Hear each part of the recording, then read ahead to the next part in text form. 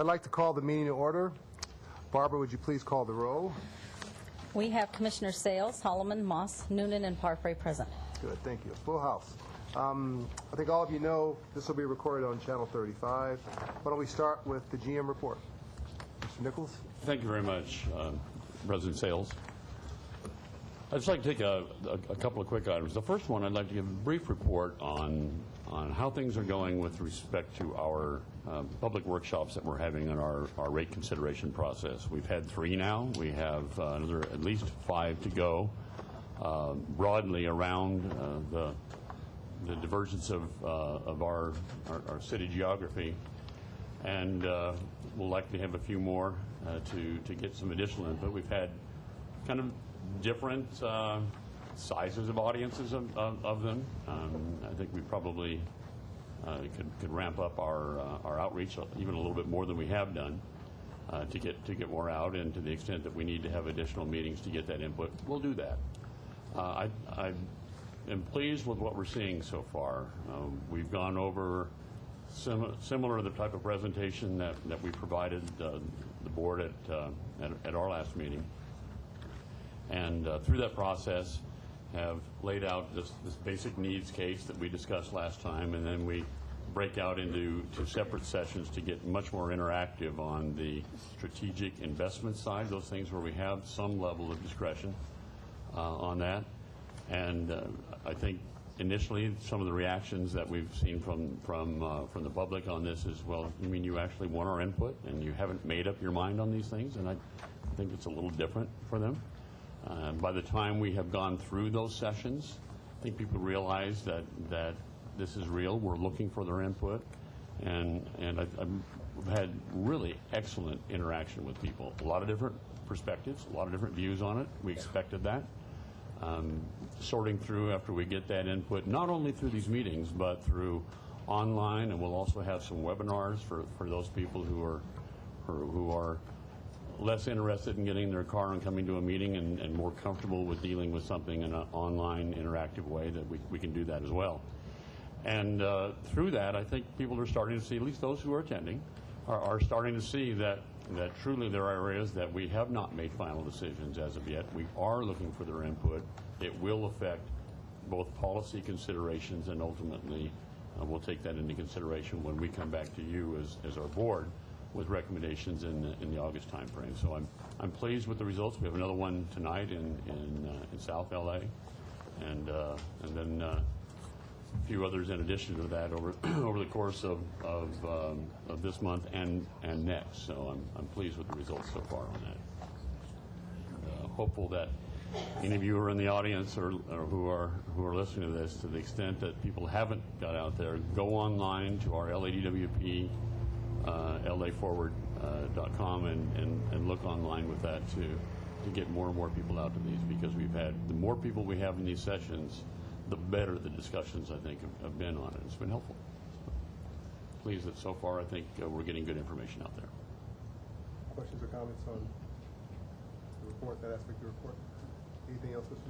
Nichols? I would just like to turn it over to Lorraine Pasquette for a moment to give a quick overview on a public service announcement that we're doing related to our energy efficiency advisory. So, Lorraine, if you could address that. Thank you.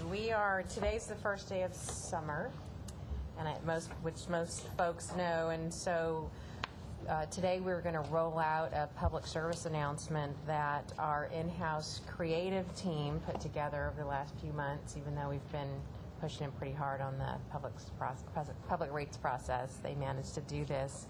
I just want to take a minute, and Joe Romallo led the team with Virginia Dupre Brooks and Michelle Yee, and it's a conservation message. It's something that's funded in part by our federal grants that we receive for public outreach.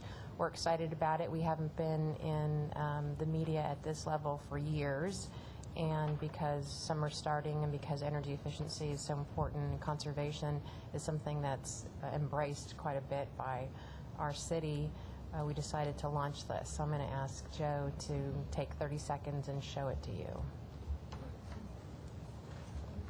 Saving energy is simple. It even saves you money. Replace incandescent light bulbs with compact fluorescent bulbs. Set your thermostat to 78 degrees or higher in the summer. Weather seal your... See if we can get a little volume for you guys. Sorry about that. It's a little low. While Joe's doing that, I'll let you know that it's going to run throughout the summer on Time Warner cable channels in English and Spanish, and we're also giving it to the TV stations to run as a PSA if they choose.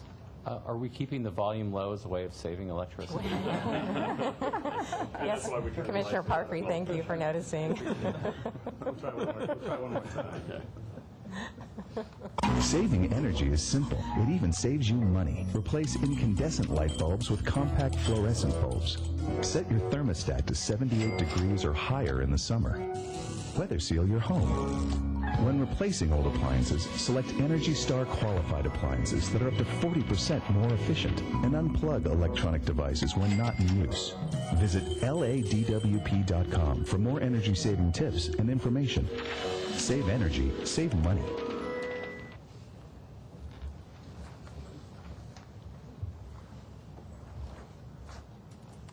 And that's all we have. That's a wrap. We're waiting for the applause. That would be a wrap. That's a wrap, all right. Back to you. Ron, we did have the Tree People presentation under your report agendized. I don't know whether you want to do it now or... I think if It's fine. if that's okay for you. I've got Tom. You might Mer- give a quick introduction. Yeah, Tom Erb's going to introduce. We've got Andy Lipkiss, the head of Tree People, and some of his staff here. They've been wanting to share with you some of the ideas that they're working on. As you know, we have a memorandum of understanding with Tree People, and that's up for renewal. It's a no cost to the department information sharing type arrangement, and they've been wanting to share with the board some of the things that they've been working on. So, Tom, can you introduce them? Thanks, Jim. Good afternoon. I'm Tom Erb, the Director of Water Resources. I just wanted to say a few things before I introduce Tree People. It's been about 15 years since I first met Andy Lipkiss, and at the time, Andy was speaking about the importance of collaboration among city departments and others to achieve common objectives, and the significant achievements that could be gained by integrated solutions to address water supply, flood protection, water quality, and other objectives. Andy's vision of what was possible for Los Angeles was an eye-opening experience for me. And since then, I've had the opportunity to work with Tree People on water and watershed issues. Andy and Tree People have led the way on collaborative achievements such as the Los Angeles County Sun Valley Watershed Management Plan, the City of Los Angeles Water Wastewater Integrated Resources Plan, demonstration projects such as the retrofit of Elmer Avenue in Sun Valley, and many, many other accomplishments. 3 years ago, the LADWP board approved a memorandum of understanding to increase cooperation between LADWP and Tree People. And during the past 3 years, our staffs have worked together to review proposed DWP projects and identify opportunity for increased stormwater capture. We also developed a manual for low-impact development best management practices to help guide DWP design staff. And in collaboration with the Department of Recreation and Parks, we trained city landscape personnel in sustainable resource management. Now, also, Tree People has been provided significant assistance in developing the scope of work for our proposed stormwater capture master plan, which will help identify what's achievable for stormwater capture and help us develop solutions for implementation. So on the agenda later today, there's a request to extend the MOU for another 3 years, and as Jim said, this relationship has no cost to DWP, but I think the partnership has been very valuable and very rewarding. And now I'd like to introduce Andy Lipkiss, who's the founder and president of Tree People, along with Deborah Weinstein, the senior manager for the Natural Urban Systems Group.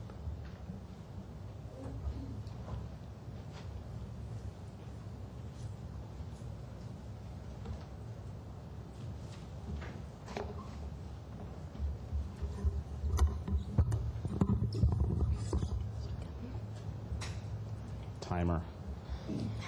Thank you, Tom, very much for that really, really lovely introduction. It's actually a privilege to be here with you and a pleasure to meet a new board.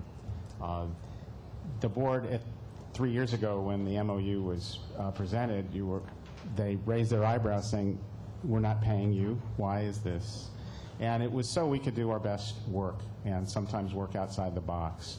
This work has been funded by donors of Tree People and by us, this nonprofit organization that's been in LA for 40 years. So it's our work to help you and help this community get healthy and sustainable. And that was the purpose.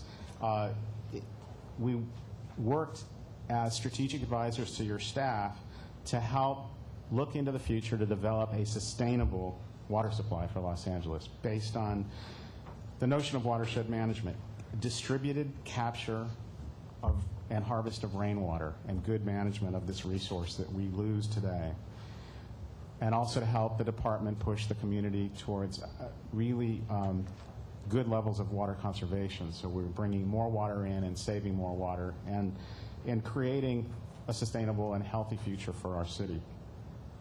The partnership included 5 staff working with your staff for a majority of their time over the last 5 years. So it's a pretty significant investment on our part. We're doing this because Los Angeles, as you know, it's almost become a cliche, we face a pretty severe threat to our future water supply. It's something that this agency is very focused on.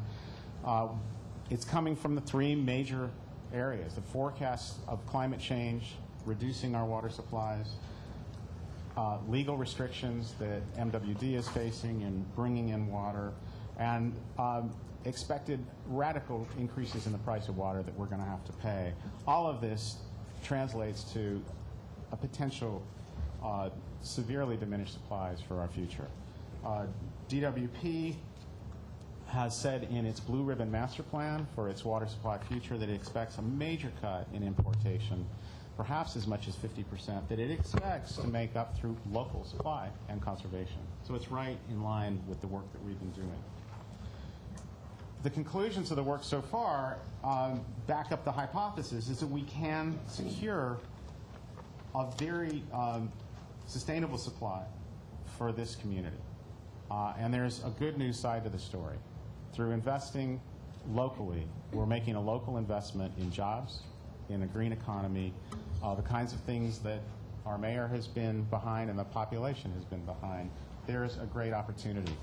But it won't happen without leadership, vision, and action. It's going to come down to the board, the staff, to enact these visionary ideas.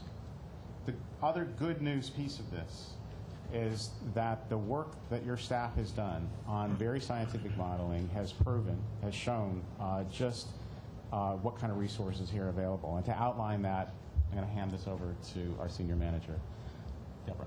Great, thank you.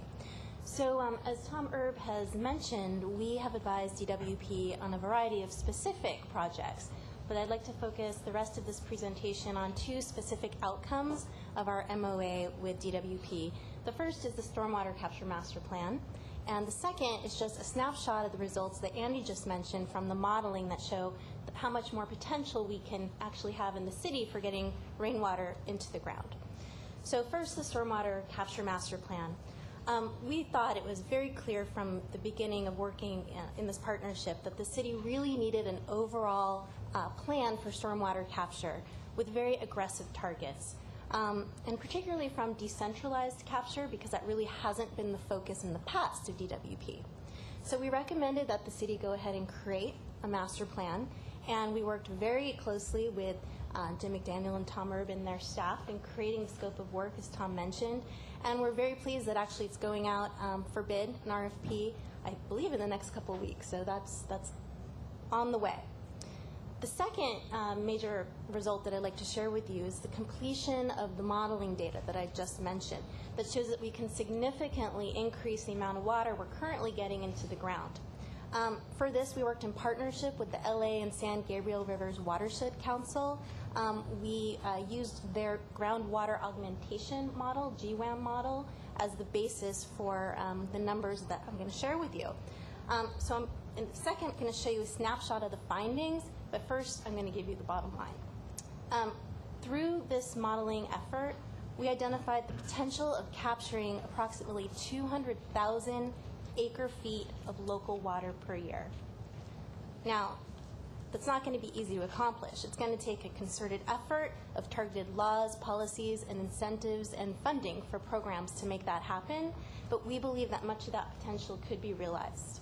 So let's take a look at a couple of maps. I don't know if you can see these, if we can turn down the lights at all. And you also have copies in front of you, I believe. But what we're showing here in the first map on the left, this is the area of the LA forebay.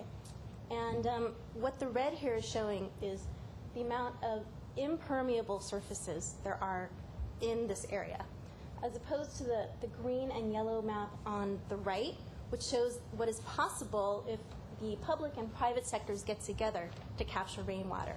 By reducing impermeability and installing current best management practices to capture the first 3/4 of an inch of runoff, we could go from currently converting only 10% of the water into groundwater, as shown on the left, to over 50%, as shown on the right, in the forebay area. Now, going to the second map, this shows the same type of analysis, but in the eastern San Fernando Basin, which we all know is a very good area for collecting rainwater and having it infiltrate. The colors speak for themselves. On the left side, it shows almost all red, where we're currently only getting 18% of the rain into the ground. And on the right, where it is green and yellow, that goes to over 50%. So the last slide is a summary of the findings from this model.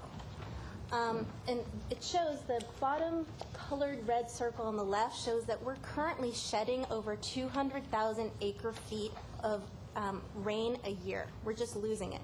That's water that we could be capturing for future use and that we're currently importing. But we believe with the vision set by this board and with focus and resources, we could move towards approaching that 200,000 acre-foot per year number for recharge.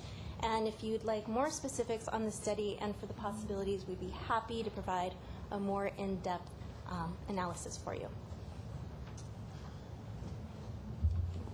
I want to begin the wrap-up by introducing another senior manager who's been with this team at Tree People for 10 years, Rebecca Grazy.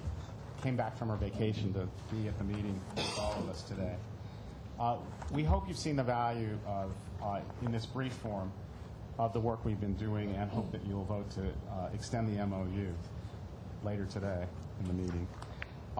We look forward to continuing to advise your staff on this and other initiatives, including the Rain Garden Incentive Program that you've already approved. As we move forward, it's important to know that you're not alone in this in a couple different dimensions. One is there are other partners in the city of LA. When we move to this multi-purpose, multi-benefit system, a watershed approach, we are helping protect stormwater quality. We're helping protect our people from flooding. And the IRP that Tom mentioned in the introduction envisions agencies working together to share costs and eliminate duplication. There's a big home run for our people, for the budget in this, and it does translate into jobs. I can't underscore that enough. But the other side of how we're not alone is our neighbor to the west, Santa Monica. The City Council just approved their initiative to move towards 100% water self-sufficiency by 2020 through initiating a very similar system of rainwater harvesting, distributed storage. They're beginning the pathway to work that out with another stormwater master plan, just like the one that you're envisioning. So we're moving into a new day. We're moving into a day where we have to step forward boldly with vision. We didn't talk about the technologies for doing this, but they include cisterns and swales and all kinds of really effective rainwater harvesting techniques. They're well displayed on a video that we'll send you the link to. It's at www.treepeople.org/multimedia, and it's the third video, The Miracle on Elmer Avenue, just 5 minutes long. It's worth seeing how one community in Los Angeles, and we've been a part of it, transformed the whole street. People chose to change their lifestyles, and now have abundant water, and better-looking homes. And it's very, very cool. This pathway was also well laid out by Australia. You've heard about the model that they've provided.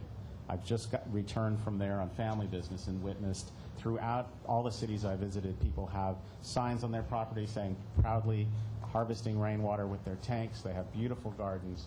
They took their water use from 140 gallons per person a day down to 30 during the drought by helping, by partnering with their people to adopt these technologies. It's a brilliant model for us.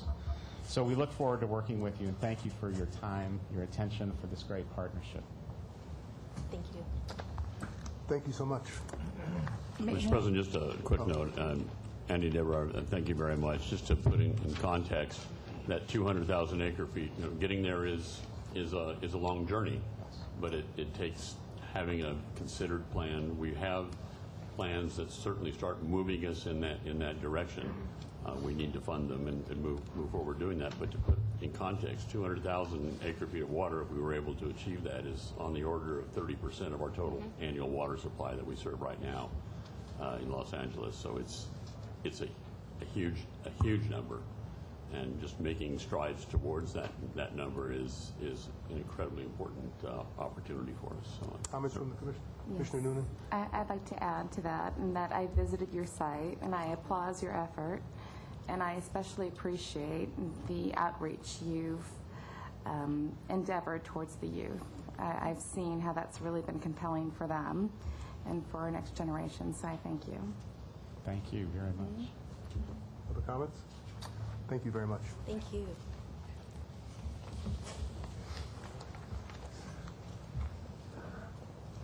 Comments from commissioners on operations issues? Public comment? I have no cards for item 4. Let's move to the consent agenda. Are there any items that commissioners would like pulled? Yeah, I would like to have item number 6 pulled, please.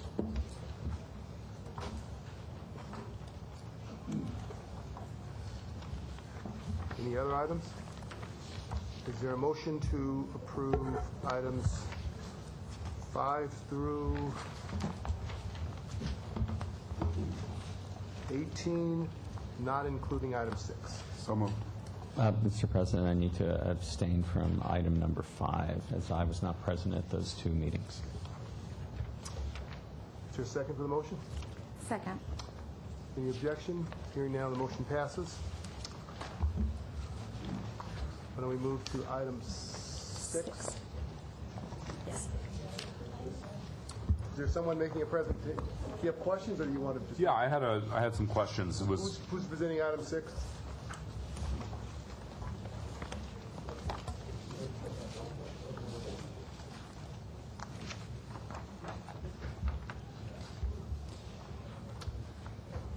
I don't think we need a presentation. Why don't we just take the commissioner's... My name is Ken Chen from Business Support Services.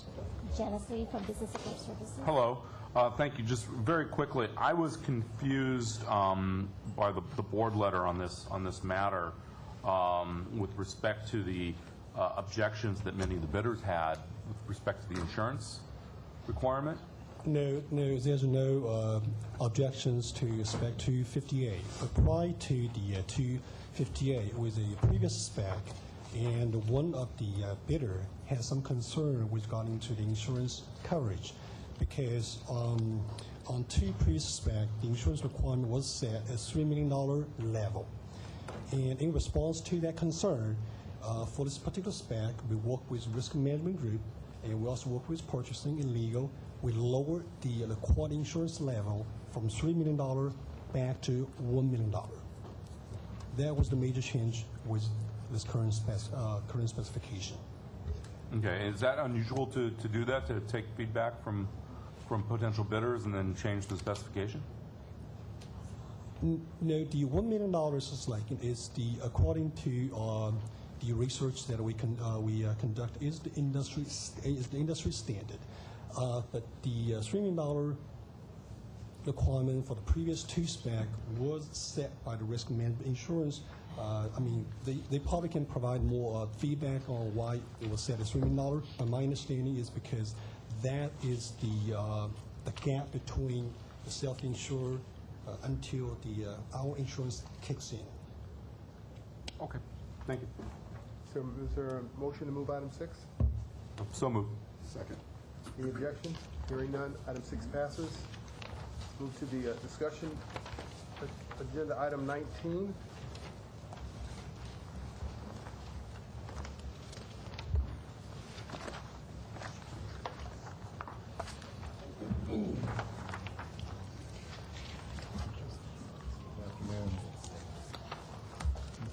Piece of Turkle with Fleet Services. Item 19 is contract to provide diesel, unleaded, and jet fuel for all of our equipment throughout the whole department. This fuel is delivered to 37 fuel sites, including heliport, and then also allowing for mobile fuel to be picked up out of basin. It was competitively bid.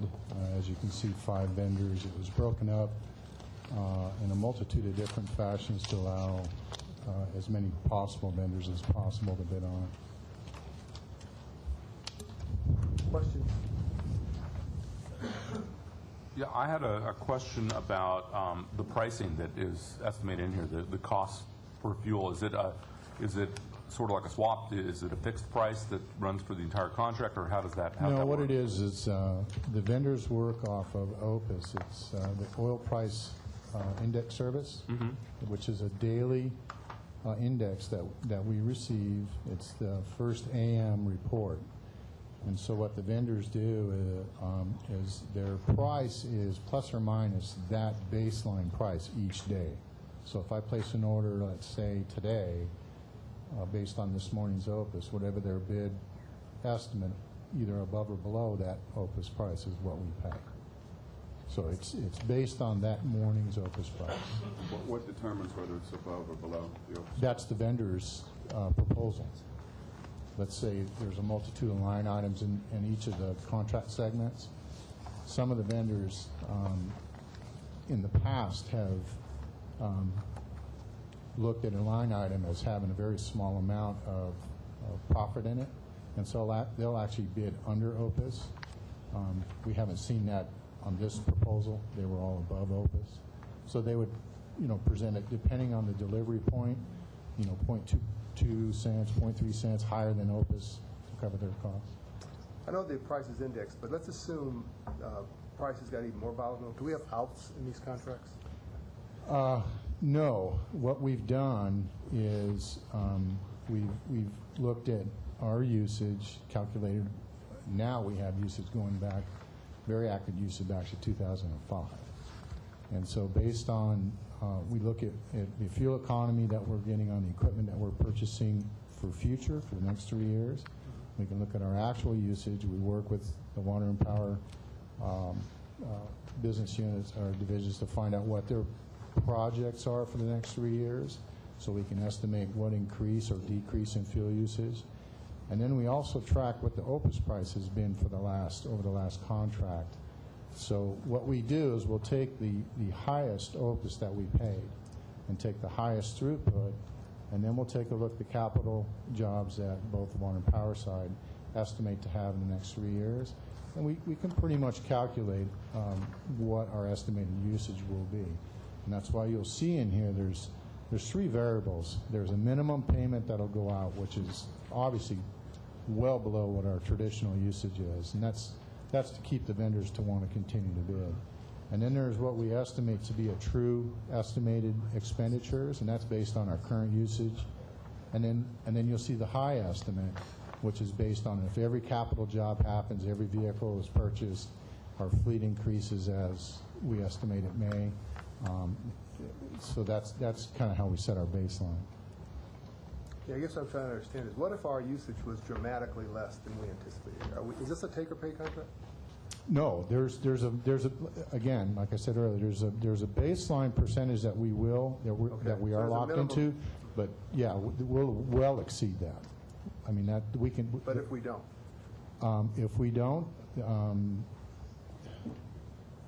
if we let's just say we were to shut down, that would almost be what it would take. Oh, okay. we would have to pay that amount. But The minimal amount. minimum, Okay, yeah. good. I mean, there's absolutely no way. Okay. I mean, I could go back through the last 6 contracts. So there's a minimum threshold, but beyond Yeah. that, we don't have to pay anymore. No, So it's not a big absolutely thing. not. Okay. It's a very small amount. If we're not happy with a particular vendor's add-on to the Opus price on a continual basis, can we suspend purchases once we hit the minimum with that particular vendor and rebid that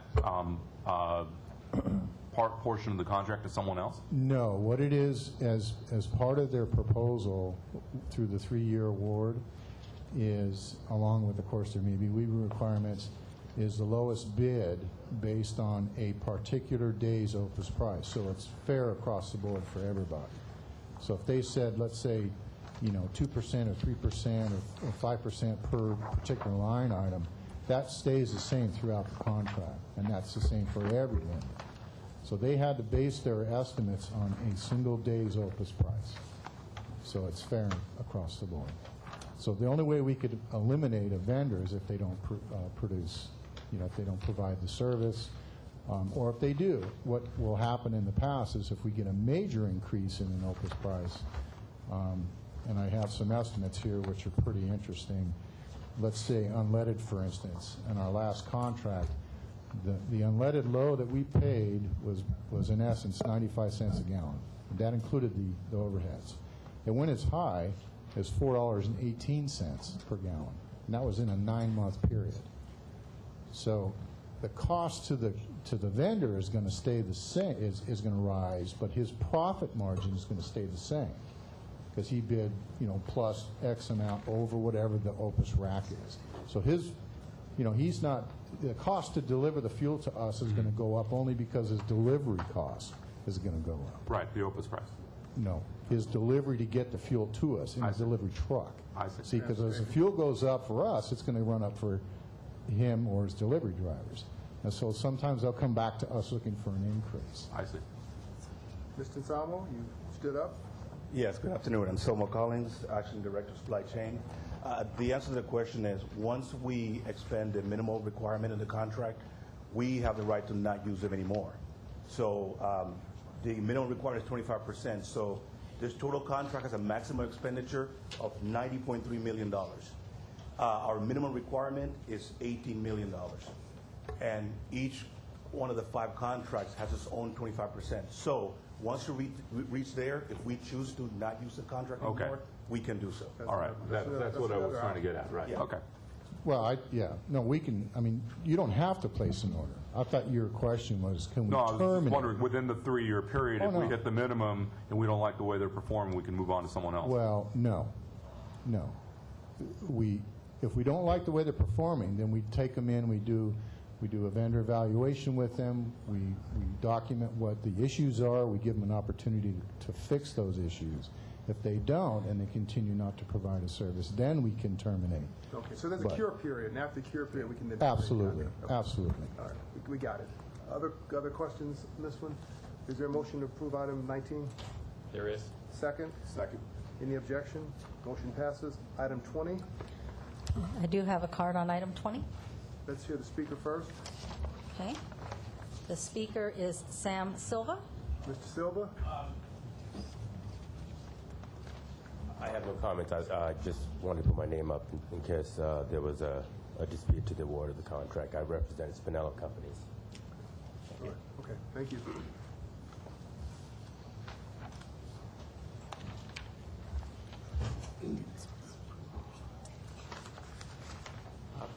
My name is Glenn Singley. I'm the Director of Water Engineering and Technical Services. We were asking that the board approve a contract of approximately a bid amount of $17 million to Spinello Companies to construct the river supply conduit lower reach Unit B, or 1B, trunk line project along Zoo Drive in Griffith Park. This project is necessary for our long-term 2 surface water treatment rule compliance. It will help us remove Silver Lake and Ivanhoe reservoirs from service. Questions or comments? Commissioner Noonan? I have a question. I'm curious, you bid this job out to 28 vendors, less than half replied, And I'm wondering why you think that's the case. We had 11 bidders. That's quite a big field of bidders overall to any of our projects, and we had a good range of costs, and I think we did well. We normally don't see quite that many bidders.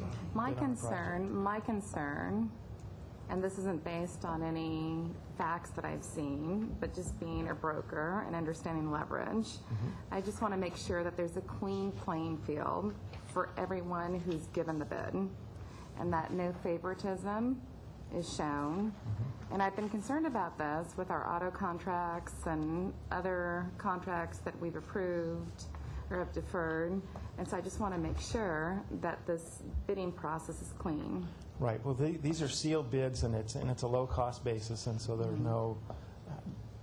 no negotiation. It's a bid opening, and we're looking at if that bid is competent, then the low bid is selected. What I would like, if it's not too much work on your part or your department's part, I'd like you to reach out to the vendors that did not bid to ask them why they did not bid.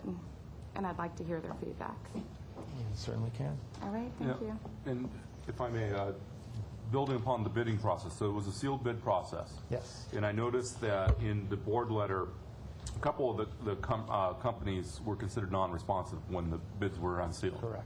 Now, were these technical problems? Because it sounds like in one case it was an attachment D&E of Appendix A was not completed and signed. I mean, was that just an oversight?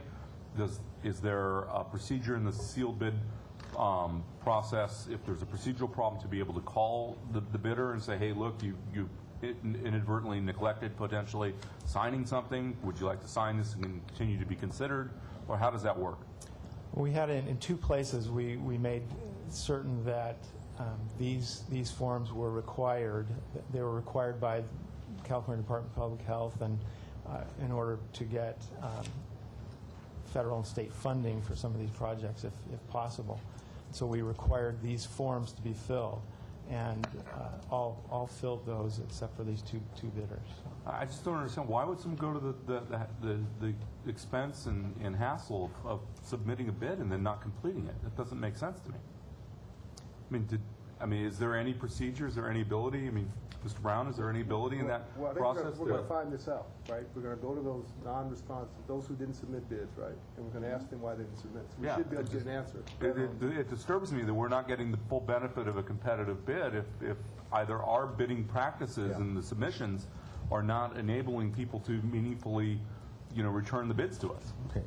I'd like to add something. No. Let's not guess. Let's ask the bidders why they did why they weren't responsive. Then we'll have an answer. Right? Otherwise, we're just guessing. Okay. Okay. All right. Any other questions on this matter? Move approval. Second. Any objection? Item passes. Item 21 on the scheduling coordinator. If I may, Mr. President, on this issue, we have a presentation in your package. I'll just summarize what this package is asking us for to approve. There's two items. One item is to allow us to approve authorize us to enter into an agreement with the standard tariff that CalISO has for us to buy and sell on the energy market with CalISO. As you know, the background on the suspension that we've had after the energy crisis, we haven't done this because of the issue that we had during the aftermath of the energy crisis and the risk that the department has settled after the California parties dispute. That issue is behind us. The issue of the risk has been resolved as far as, with the new MRTU deployment in the CalISO system, as far as settling the accounts on a much faster and much efficient manner. So, and one other thing that has changed since then is the must-offer condition that the FERC had at that time. If we had entered into a market with CalISO, that we had to make our generation capacity available, and it was a must-offer condition. So that condition has been removed. The risk has been removed, and we see this as a benefit for us to enter into a bilateral agreement with the CalISO to make those transactions. The second part of the package is the authorization for the board to allow the general manager to finalize the two standards agreements that it will take us about a year to finalize, which allows us to enter into the dynamic scheduling of the ancillary services and also dynamic scheduling of energy coming into our system. That's something we will work through and finalize, and we're asking this board to authorize the general manager to seal the deal once we're done with that. Questions from the board? I have a couple. Once we agree to do this, are there other things we need to do to put ourselves in the position to be able to fully execute in this area? Yes. And the second question is, are there costs related to those additional items? And if so, what do we estimate the costs to be? The answer is yes to both, and the way we want to deploy this, Mr. President, is the first thing is we want to test the market on a smaller scale to see what capabilities we have and what capabilities we have to modify in order for us to fully take advantage of the market.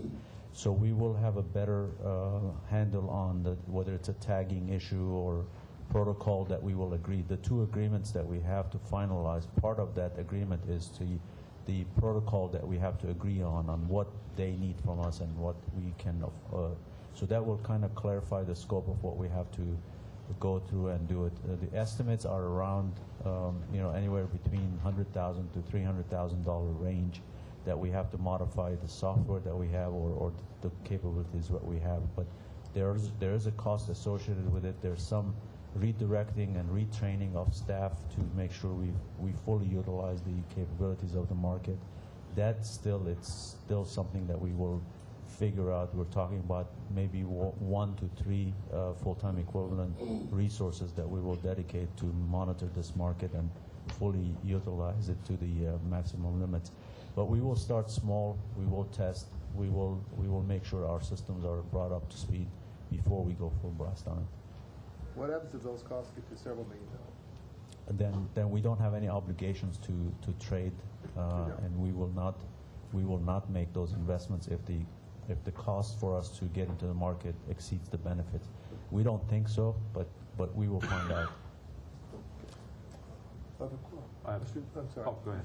Mr. Nichols? I just want to add a clarifying point on this in terms of what this potentially could mean to us, not in terms of scale of dollars, but this is a situation where we can make a determination on an ad hoc basis, depending upon availability of energy supplies that we have from our sources, to be able to provide not just energy but other types of products that you can offer into the Cal ISO market. And to the extent that we make those transactions, we would only make those transactions if it has a net economic benefit to the department, which means to our customers. And any net revenue that we make out of this becomes dollars available that we can use to help mitigate other costs, such as some of the types of costs that we're talking about in our ongoing rate determination. So I think the process by which Mr. Benjamin is proposing to go forward is an appropriately stepwise one that gets our feet back wet into this market again without overcommitting, and learn as we go forward on that process. Commissioner Moss? Yeah, since we went down this road in the past, I'm assuming that the new agreement is going to have some specific mechanism to protect us against the credit issues that came up the first time. I mean, yes. Have you begun to think about how to work that out? Yes, we've run through scenarios. Our financial services organization risk group has run the risk analysis for it. $2.2 million is the quantity, the amount of trading that we've looked at. And the reason why we think we're in safe, because of the systems that Cal ISO has done, the market reforms that they've done on the tariffs and the settlement issues, we think that's a good risk to take for us, and we don't have to get to the 2.2 right off the bat. We will start small and we will settle and we'll see how the transactions are going on, and then we'll increase it. May I make a recommendation that you build in some sort of safety valve in the agreement, that if your assumption proves incorrect in actual practice, there still be some way for DWP to protect itself against that downside risk? We will. Okay. Other questions or comments on item 21? Is there a motion? So moved. Second? Second. Any objections? Item 21 passes. Item 22, smart grid. I do have a speaker card for 22. Let's hear from the speaker first. Okay, the speaker is Jim Stewart. Welcome, Mr. Stewart. Hi, I'm Jim Stewart, representing the Sierra Club. And we're, of course, very supportive of anything that would promote energy efficiency. And we look forward to this smart grid proposal to promote energy efficiency, and also to hope that it will result in more effective demand reduction techniques, like not having to shut the power off completely, but just simply raising the air conditioning temperature in an office building or something like that. Could shed a lot of load without making that office have to close down. So we want to work with your team that's working on this smart grid to make sure that we get the maximum amount of efficiencies out of that. And we also want to raise a question as to whether it really is cost effective to install these expensive smart grid meters in individual houses and units that are small loads. And so we'd like to talk about that. Thank you. Mr. Stewart, are you from a group? Mr. Stewart? Yes. Are you with a group? Oh, yes, with the Sierra Club. Okay, thank you. Thank you. Okay, that was the last speaker card.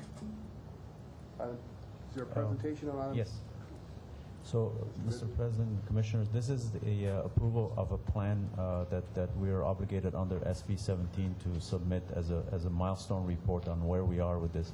This board has approved several contracts, that first of them being the grant, the DOE grant that we received to do the demonstration projects on the smart grid with the collaboration of UCLA, USC, and JPL. We also have asked this board to approve a contract to basically take all the inputs that we get from these test environments to put an architectural and a business case for the department to deploy these assets for the next 10 years in order for us to benefit from all the technology that's available. And also the critical part of this is the integration. So what works for LADWP is much different than what works for other utilities, and we have to determine that in order for us to invest the money in the right order in order for us to benefit from all this technology that's out there. We have some obligation under the PURPA, the Public Utility Act, and also the Federal Energy Independence Acts that we have to roll in there as obligations to provide information and do reporting on the mix of the energy and also the usage of the customers, and we will meet those. But as far as generation, transmission, and distribution, how we deploy these assets, that's something that's coming this December, part of the contract that we have with Price Waterhouse in order for us to put a comprehensive plan on what should be the architectural that we would follow for the next 10 years for us to deploy this. So basically this report is a filing report that needs to go to the state under the SB 17 requirement as just a status report on where we are with these issues. I'm going to recuse myself on this matter. Is there a motion? I have questions. Please. And forgive me for my bluntness, but when I saw that the expenditures could reach up to $1.5 billion, I almost choked. I mean, given all of the heat that we're given, that we are being given with these anticipated rate hikes, is there any way of lessening the $1.5 billion? And I will refer to our guest speaker who is asking whether or not it's necessary to have these meters in individual homes. Is there some way to cut back that cost? Because it's huge. It's huge for our ratepayers. If I may, just to clarify, that's an estimate of if we don't know the scope and the extent of what is it that we're going to take from that plan. Mm-hmm. In December, when the plan is put out, the business plan, the business case, and the architecture of recommendation of what we need to do, that's where we're going to hone in on the scope of what is it that we're going to pick from that plan for us to deploy that. This $1.5 billion is a very rough estimate of what would it take for us to. We have 1.4 million meters out there. If we're going to change all the meters or we're going to change partially, the meters out there. Well, what are we approving? Are we approving the investigation to understand what needs to be done, or are we approving the $1.5 billion? Because No, I'm unclear. this is not an approval. This is a report of Okay. potential deployment options that we might have down the road. The individual contracts for each of these is going to come to the board. So, for example, if we buy meters, it's going to come to the board. If we deploy certain transmission line technology, it's going to come to the board. Every piece of this will come to the board for approval. This is just a rough framework of what could be choices that we might end up choosing by the end of this year in order for us to deploy this. So that 1.5 gives you an idea of if we put everything in there, but as you know, there's a lot of challenges for that information to be coming into different parts of the department, and how much those cost, we don't know yet until we figure out exactly what the scope is. As long as we're not committing to those dollars, I feel much more comfortable. The other really question. very responsive to the state's requirements, correct? This will be responsive to the requirement to file a status report of what we think. What we're doing, it has some factual status on what we have been doing based on the grant and what we were doing on basically the business case and the architecture, and has some forecasts for the next 10 years of what potentially we could be looking at. Okay. But that's the status report. All right, and then in your brief summary, there was one sentence that stood out, and I was hoping that you could elaborate on it. Quote unquote, the new Energy Independence and Security Act of 2007 authorizes $100 million each year from 2008 through 2012 to be divided between 5 smart grid demonstration projects throughout the nation. Is Los Angeles one of those, and will we be given those funds? We have the Department of Energy fund, the grant that we received, $60 million for the demonstration, and that's the one that we are matching that, because we have programs that are ongoing right now that we're rolling it into the demonstration projects, and we're also doing some other investigations, for example, the electric vehicles, the consumer behavior, the other issues that we are investigating part of that deal. Okay, thank you. Mr. Moss? Yeah, just, you must have read my mind. Just something popped in the head. Based upon the status report, what do you sense the time frame is to actually begin rolling out, aspects of the smart grid deployment? So parts of it we're rolling out. For example, the station automation. It's an ongoing. It's a 5-year program that we were entered into, and we have another 5-year outlook on automating all our distributing stations. So we have 150 or so distributing stations that has from the control room to the breakers to the transformer to the capacitors. We are automating all those looks all the way to our energy control center. That part is going on. We're doing things for experimenting with meter installation and experimenting with some demand response capabilities that we have to have. The next step for us is to pick customers that fit that profile for us to enter an agreement for either curtailing the load or asking them to give us some capacity, flexibility for us to enter into that demand response relationship. So there's some things that we know that we have to do no matter what, like automation being one of them. There's some question mark that we're trying to resolve, like how can we integrate smart meters with electric vehicle, with solar. There's a distributed generation question that we don't know enough about that we're trying to investigate to see how we can integrate it properly. So it's a kind of a mixture of what we've been doing and what we plan on doing. And I think the most important question is going to be, with all these choices that we have, what does that mean to LADWP system, and how are we going to prioritize that? That question, I think we're willing to answer after we're done with the Pricewaterhouse study. Thank you. Mr. Parker? Do you have a motion? So moved to approve the status report. Thank you. A second. Second. Any objections? Motion carries. I yield back to the chair. Item 23. Item 23 is a request to approve the premiums for excess general liability and wildfire insurance. Back in April, we hired a new broker, Wells Fargo, for the department, and they have been out looking for quotes for our insurance. We've asked for an estimate of $10 million. We're still getting that premium finalized, but it actually looks like it'll be closer to $7.5 million of which 40% will be reimbursed to us by SCAPA and IPP.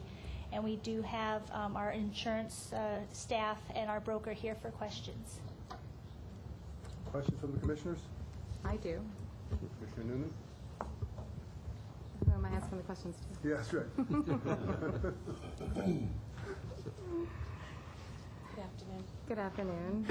So my understanding is the casualty market is very soft. I do understand all of the unfortunate events that have led to an amazing ratio of premiums paid to claims reimbursement of 268%. It is really off the charts. So given the unfortunate losses, I request to see historical losses for premiums paid to understand granting this renewal policy. And I also would like you to offer us an assessment if we increase our deductible, how much the premium would be decreased. Actually, we did propose that to the underwriters to increasing the deductible to $5 million. And I'd like our representative from Wells Fargo to comment on that because he did have discussions. This is Mr. Alan Boring of Wells Fargo Insurance Services. Hi. There's still enough time where we can go back and get alternatives for higher deductibles, and we're happy to do that. Generally, with our conversations around the loss experience that DWP's had, they haven't been losses kind of down in the 1 to 5 million range. There's not really a frequency issue. It's once in a blue moon, there's a $19 million loss and a $30 million loss in that type of activity. So to raise the retention from, say, $3 million to $5 million, there wouldn't be as much of a break as from going to, say, $3 million to 10 or 15, but we're happy to go work that out for you. I think since this is such a substantial investment, I really do think we need that information. At least I'll speak for myself before I can approve this cost. Other comments? I'd just like to acknowledge that I heard the gentleman say that there's still enough time to go back. We don't hear that a lot. Yeah, I agree. And we appreciate that. So do we have other questions? So when they bring this back at the next meeting? Yeah, I'd like to support Commissioner Noonan's request, and I'd like to hear this again at another time. Okay. Let's move to, can I get a motion to defer the item? Move to defer. Second? Second. Any objections? Item deferred. Please answer the question, and we'll put it on the agenda item for the next meeting. Thank you. Thank you. Thank you. Item 24. And I do have one speaker card for 24. The speaker is Jim Stewart. Hi, Jim Stewart, representing the Sierra Club, and we really appreciate the outreach that the department, as the general manager, reported to these community meetings. But I wanted to ask about you're adopting these budgets today, apparently, in this resolution. So how do we get any input from the community meetings that we're going to be holding over the next month or so? And so that's one question. But the biggest issue that the Sierra Club has with your proposed budget is this huge cut in energy efficiency. And that it just seems absurd when people are worrying about increasing bills that we don't reduce bills by encouraging more energy efficiency. And your basic needs budget, cutting out the refrigerator, I mean, this is ridiculous kind of thing to approach. And of course, I mean, if it would only cost 20 cents a year to increase to a better budget, that'd be very helpful. But how about going to 40 cents a year in order to get a really robust energy efficiency budget? Because if you really look at this issue, if we do a really good job on energy efficiency, we can save a lot of money on power plant investments. We would not have to spend all those billions repowering every single one of the OTC plants that we're going to have to take care of, and that we could really result. And I was very impressed with the report that I hope you got last time, and I'll enter into the record again this time. A Green Future for Los Angeles, phasing out coal, but it's done by a PhD energy economic analysis, and he finds that with energy efficiency and renewables, which you are on track to do, you can actually cut budgets, cut actual bills for customers by as much as $1 a month, $12 a year, right? And so now we're talking about real money that could really be very effective in terms of what everybody wants, is just lower bills. And so what I'd like to do is to ask the department that we'd like to sit down, the Sierra Club, and get Mr. Fisher into a discussion with you, and we'd like to figure out, now, are these numbers that this guy has done are correct or not? And if they are correct, then it's obvious we better do them. So, and then the other report... Could you wrap up your remarks, please? Okay, is this Green Opportunity for Los Angeles, which is another analysis of how replacing the one-through cooling plants with the energy efficiency and renewables could save billions over the course of the next 20 years. So I'll enter this into the record. Thank you, Mr. Stewart. Who's going to give the presentation? Are you going to do this, Ron? Item 24 is the budget, yeah. Item 24 is the budget for the Power Fund and the Water Fund for fiscal year 11-12. And what is before you is the receipts and appropriations. This is the document that the city CAO asks us to prepare so that the Power and Water Fund's budget is in the same format as all the other city departments. And basically under the receipts it has cash from the sale of water and power, bond proceeds, any reimbursements we have from companies that we anticipate. And then on the appropriation side, it's also on a cash basis. It has the expenditures by cost type, such as salaries, materials, purchased energy and fuel, and so forth. And this is basically needed to begin our next fiscal year starting July 1st, 2011. It does reflect our basic business needs. I would just add to that this is a budget that is, at this juncture, a placeholder budget for you. It addresses the case that as Ann indicated, as we have been out in front of our public workshops, and as we met with this board here recently, to provide a review of our expected costs, and of course this is just for this next fiscal year, on the assumption that we achieve rate adjustment effective November 1 for the basic business needs case. This results in that across-the-board average of about a 6% increase. Each individual bill and class could be different than that, but just on the average, 6% rate adjustment for this next fiscal year in our power rates.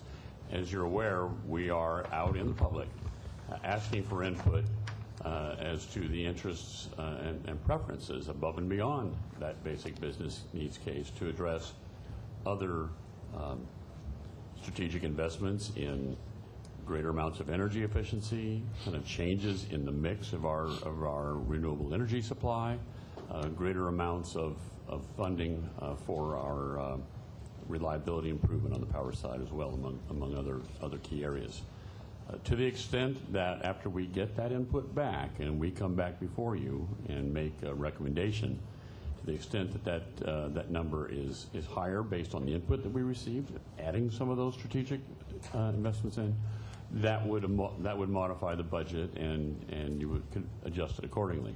I think the thing that's important is we move forward now on plans and commitments that meet that basic needs budget, and we can ramp that up over the course of this remainder of this fiscal year, to the extent we get action by this board, of course, and then to the extent that then gets ratified by City Council in their review. So I just wanted to try to tie together how this budget reflects with the fact that we're still under consideration of our rates, which ultimately would determine our total revenue that we would receive over the course of this fiscal year, upcoming fiscal year. Anything else, Ann or Ron, before we get questions? Anything else? Commissioner Farfrey? Thank you, President Sales. You know, budgets are sort of a narrative with numbers, sort of a story that gets told. And earlier this afternoon, we had Andy Lipkiss, who is arguably, one of the nation's great environmentalists, who was talking about the need for stormwater capture. And in this placeholder budget, the story that gets told isn't a pretty one. I mean, our Hanson Spreading Ground O&M budget is cut by three quarters. Pacoima is zeroed out on stormwater capture. And I don't see that money picked up under the capital budget. It's very, very concerning.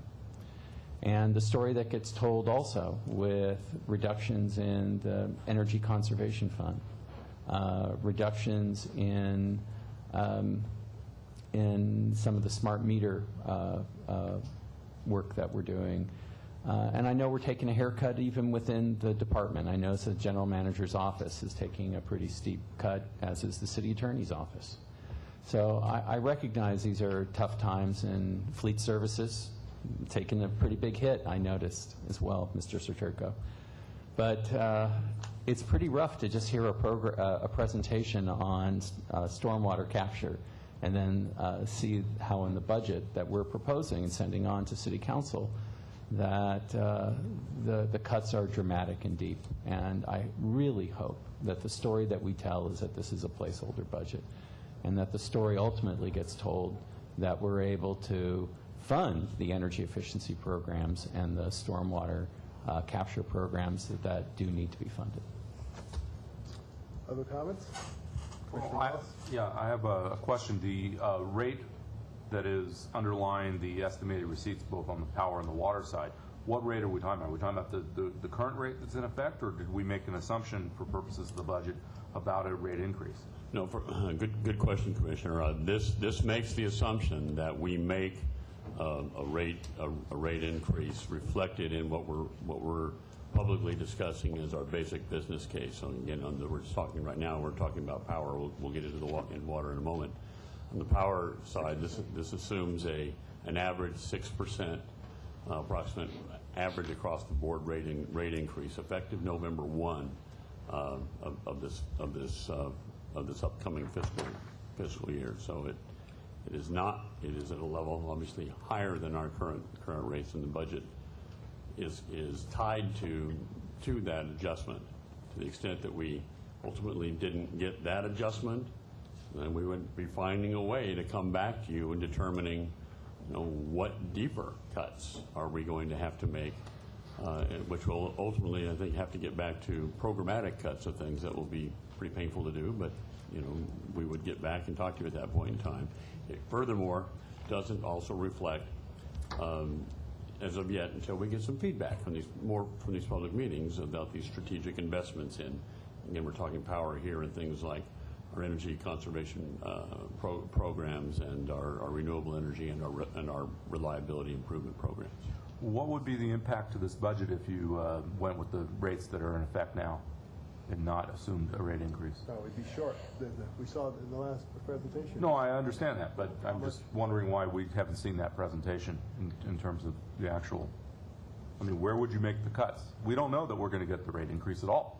We don't, and if we don't, we'll have to adjust the budget accordingly, and we'd get back to you with how we do that. I'll be honest with you, it would be extraordinarily painful to make those kinds. I'd rather know now what the pain is going to be.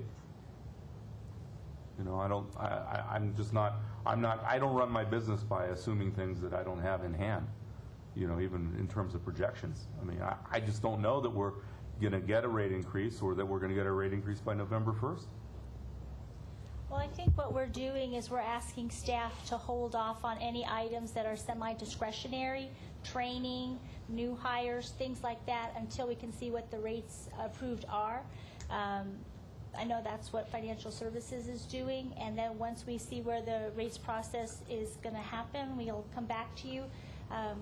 We just don't know at this point, but this is our plan, and we're hoping that the public and the board and the city council will understand that we're only asking for our basic business needs at this point, and they'll approve anything else that the customers see fit. Yeah, no offense to anyone who's presented the budget, but this is part of the problem with the city of Los Angeles. We're making assumptions that aren't in hand, and we can't really afford to do that. There's going to be blood on the street as a result of what we can really afford and what is truly, in reality, what we know. Then let's show it. Let's show the ratepayers what the true case is. And I think that we're doing a disservice to the citizens and to ourselves by assuming facts that aren't in evidence yet. I appreciate the concern, Commissioner. I think one of the things that, I guess a couple things I can pledge you. Number one, before you as a board of commissioners, take a vote with respect to again, we'll be coming back to you after we received input from the public on our workshop. Before such time that you need to take an action, we will be able to provide and can get back to you with where those cuts could be made if we didn't make an adjustment on that, and we can provide you that indication. I think one of the things that's helpful to us in guiding you that, and the reason this process we're taking is a bit different from how we've done in the past, is we're seeking to get some input from our customers who pay our rates before we make some decisions on some of these strategic investments. If you look through some of those strategic investments, many of those are also encompassed, parts of which those are additions to things that are in the basic budget, basic needs case. Depending upon the type of preferences that we hear from our customers through the course of these workshops and the input that we receive online, we'll have a good feeling with respect to their relative preferences on things, and through that I believe we can also interpret, given those preferences, where would be the items that they would be most concerned about cutting from a basic budget needs case if we didn't get that, or those items that they would be less concerned about as well. So I think that we can actually gain that input to be able to give you insight prior to doing that. Now, to be honest with you, if we had the time, I would have much rather have had a few months ago have had an open dialogue about these issues before coming forward with you with a budget on this.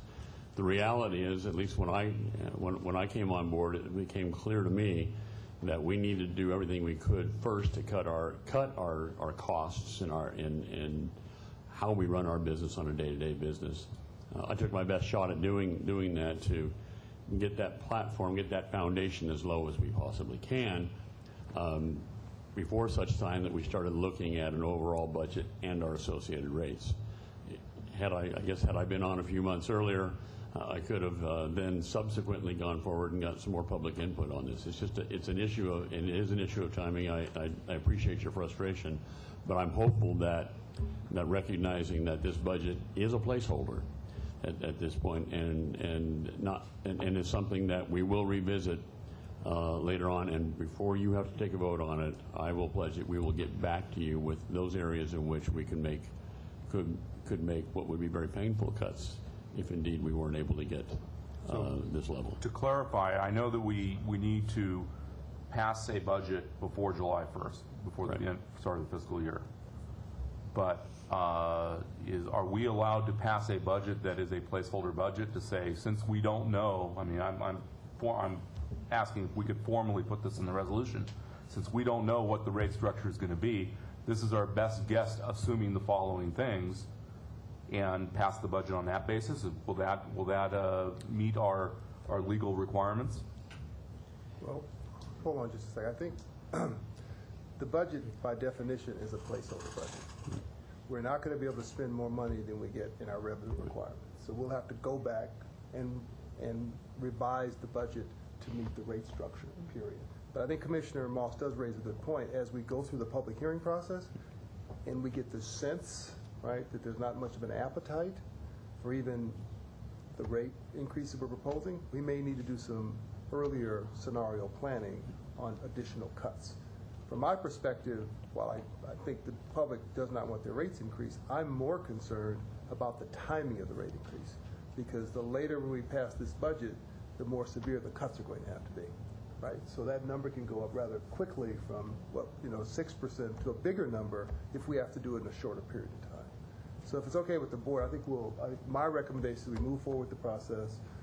We keep our ear to the ground. If it appears that there's not even appetite for this level of cuts, we'll come back and do some scenario planning at that point, if that makes sense.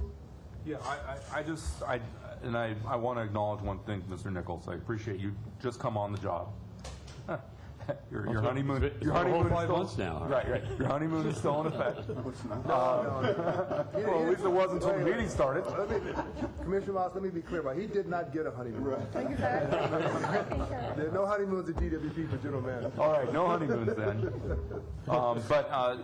And I was at the Van Nuys, the inaugural public forum, and I want to compliment your leadership in going out to the customers and say, hey, this is our case. And I think you made an excellent case both for the basic needs and also for additional needs that the DWP has on a strategic basis.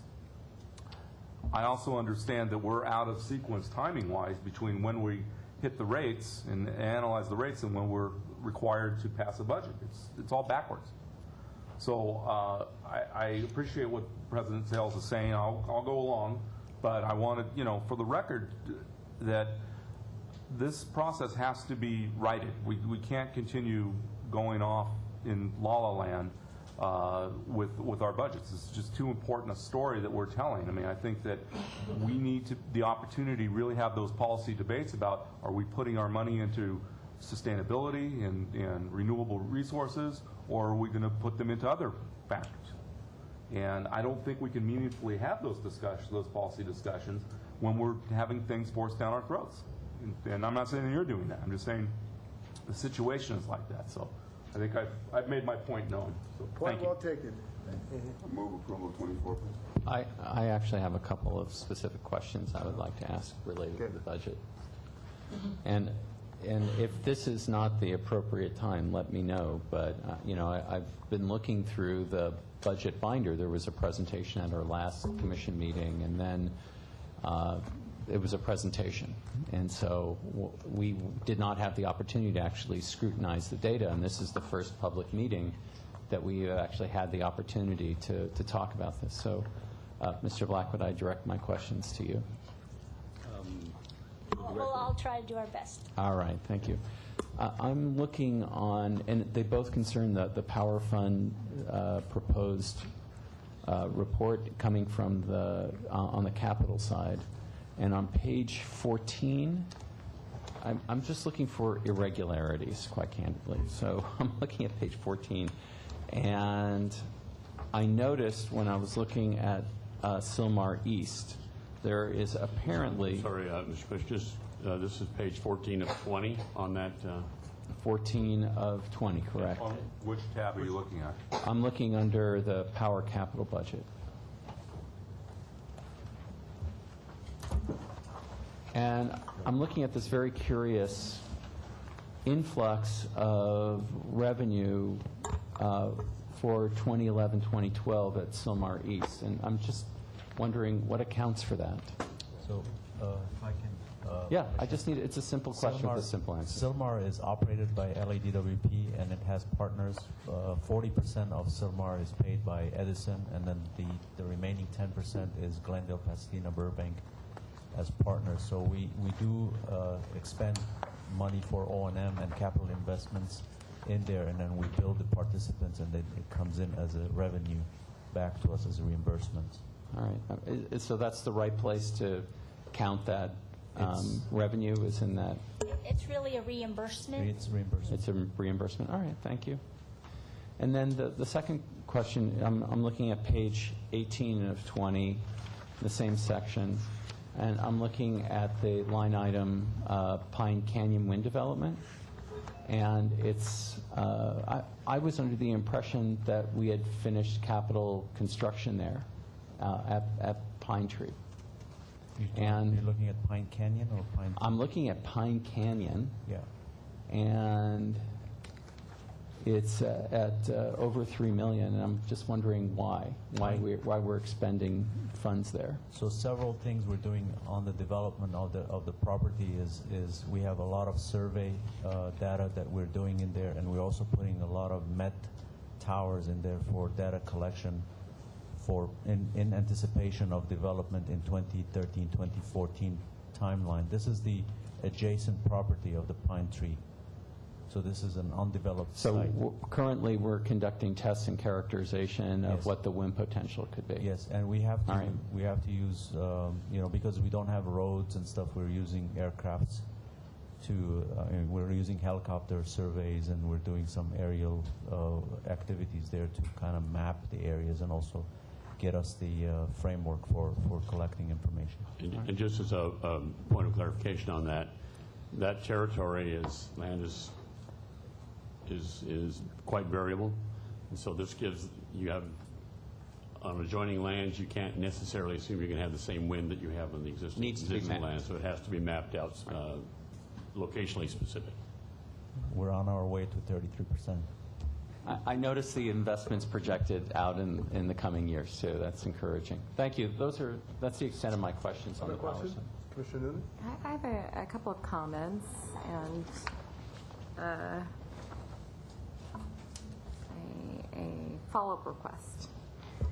So I will approve this motion, but I, first of all, want to thank you, and I know you've been getting a lot of accolades, Mr. Nichols, for your transparent disclosure, your process.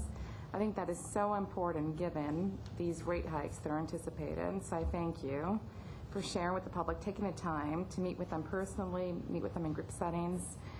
I think it's very, very important to share all of the details about state and federal regulations, which is a huge, huge onus on us and these rates, as well as infrastructure replacement that's been delayed year after year after decade. But given those, because I know that we can't change the past, I am asking again to get information about what our union labor is getting paid. And I know it's a sensitive issue. I'm independent. I have no political aspirations. So I will ask the question, but I do think when the contract comes up, it is something that our ratepayers deserve to know. They deserve to know how much our labor is getting paid and the benefits that they have compared with other municipalities in this nation. As a ratepayer, I would like to know that. And then I know the pension issues are huge. I serve on the retirement committee. I don't think there's much we can do about that. So I just wanted to make those comments, and I do move to approve this motion, but I also wanted just to take that time to be sympathetic and empathetic, because I'm a ratepayer, to the increased costs that we will face. And I would like information on our union. Thank you. Is there a second? Second. Any objections? Hearing none, item 24 passes. I want to clarify Commissioner Noonan's request. I think what she's asking for is information relating to the labor costs of our folks versus other probably municipal utilities. It probably makes most sense to do that, if it's okay with you, within SCAPA, in the general area where the wage rates are about the same. Is that right. So that's the request. We'd appreciate you to honor it. Thank you. 24 item. I'm going to defer item 25 because I haven't had a chance to talk to the commissioners about some of these committee assignments. We will take it up at the next meeting. Can I have a motion to defer item 25? So moved. Been moved and second. Any objections? Item 25 passes. Filed items. We have filed items 26A and 26B. Any questions or comments? Those are deemed filed. We need the admonition about closed session now. Yes, sir. General Counsel Brown. The board will go into closed session and publicly report any action in closed session and the vote or abstention of every member present thereon in accordance with Section 54-957.1 of the California Government Code. We'll meet here, though. If we can just clear the room. Okay.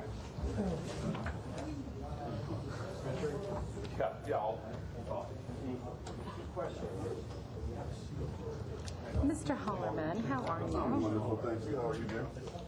Oh, feels so much better now.